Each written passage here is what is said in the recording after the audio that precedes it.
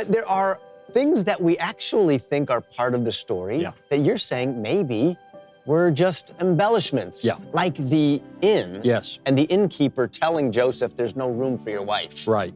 That wasn't part of the story? It's not. And let me explain the story as it really unfolded according to the scriptures. Are there elements of the traditional Christmas story we think of with the three wise men and the little drummer boy and the Star of Bethlehem that maybe we've got wrong? Yeah, there are. We've embellished it a bit. If you go back to the actual text and look at that, it doesn't reflect some of the elements that we typically associate with the Christmas story. Okay. So for instance, the typical story is Mary and Joseph are going to Bethlehem because it's part of the census. He's from the house of David, and she's pregnant, and there's an urgency to it. She's going to give birth. So, you know, they get to Bethlehem, and she gets rejected from the inn. There's no room at the inn. There's no room for her at the inn. And so what does she do? They end up in a cave, some say, or in a stable because there's animals in a manger. Well, there's several problems with that story. First of all, the urgency element. Luke says the baby came while they were in Bethlehem. Could have been there 5 minutes, could have been there 5 weeks. There's no necessary urgency with the impending birth of the baby that's reflected in Scripture. Secondly, in first century Jewish culture, it would have been unthinkable for anybody to turn away a pregnant Jewish woman.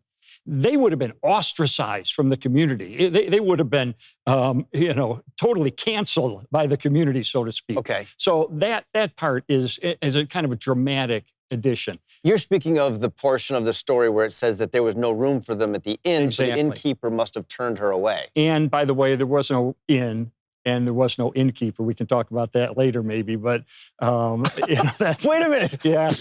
And the story is changing in my mind.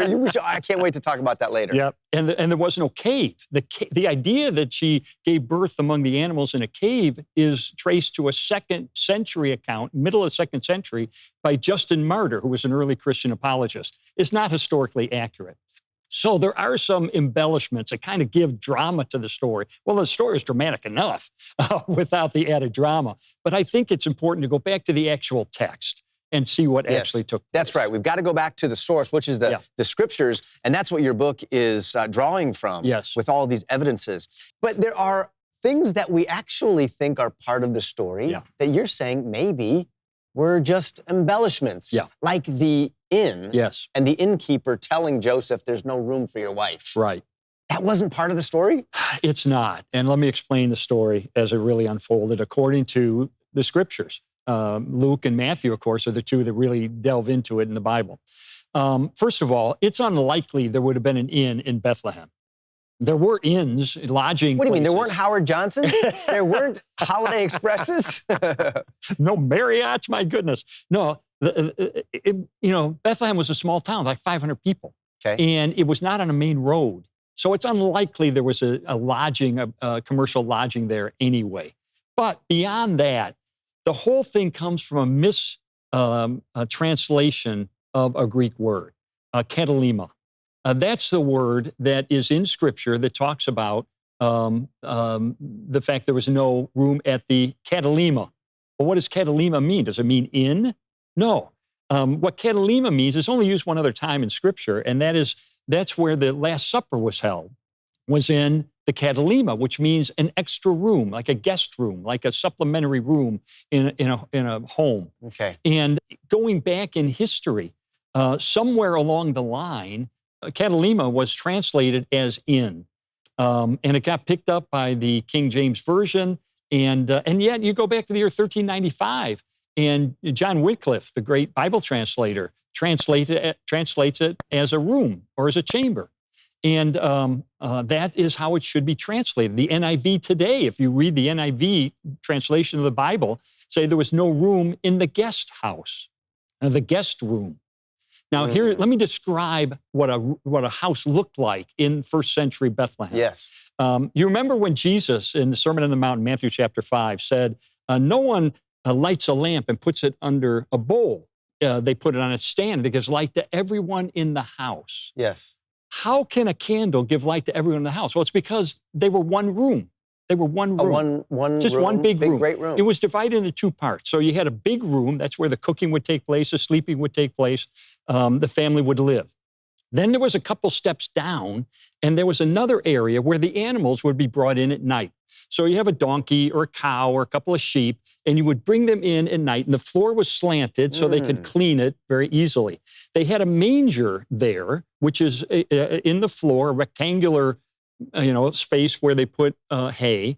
And then sometimes some of the animals would come up the steps into the living area at night. They were almost like pets to some of these people. Sure. They were so valuable. And so they had mangers up in the living area as well. So that's what a typical house looked like in the first century. Now, what is a catalema? Well, some houses added a second room, a second family room. It had a separate entrance. That is the catalema. And so what actually took place is that Mary and Joseph came to Bethlehem because of the census, and they come in there and they went to a relative's house. And I'm sorry, we have so many people coming into Bethlehem for the census. We don't have any room in the guest room, the catalema, where we normally put you up in this guest room. And so Mary needed to give birth in the family room, the main room of the house. And yes, there were probably animals there who came up the steps. And yes, there was a manger there in which Jesus was placed into the clean hay. But it wasn't a commercial inn. It would have been a family home in which she had given birth. Wow, that is utterly fascinating. I've got a whole new picture in my mind now. Lee, what about the three wise men and the Star of Bethlehem? Are those real? Yes, I think they are. I believe the wise men, the Magi, were kind of a cross between astrologers and astronomers, probably in Persia or modern-day Iran.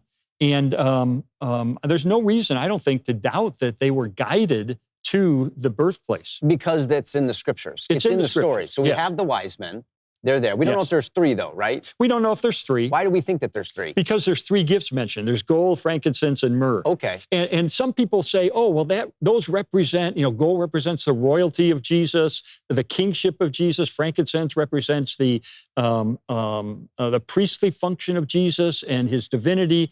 The myrrh represents the death of Jesus and his ultimate resurrection. I think that may be going a little far. But it is a fulfillment of a prophecy, because there is a prophecy in the Old Testament that says that the nations would come to some king who was greater than Solomon, and they would present these costly gifts. And that's what they did. So that was a fulfillment of prophecy. And I suspect that Joseph and Mary sold those things to finance their trip to Egypt. That's my guess. Okay. And the Star of Bethlehem? I think there's several explanations for that. It could have been a comet. It could have been, there's an astronomer who got a PhD from University of Toronto, Hugh Ross. And Hugh Ross believes it's a recurring nova.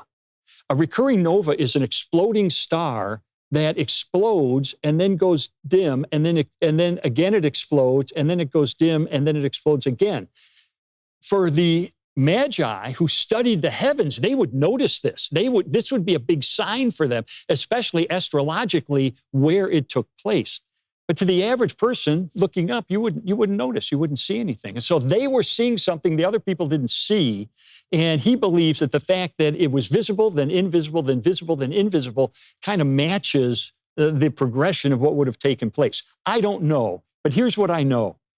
The evidence of science, the evidence of history, gives us great confidence that that God himself created the heavens and the earth.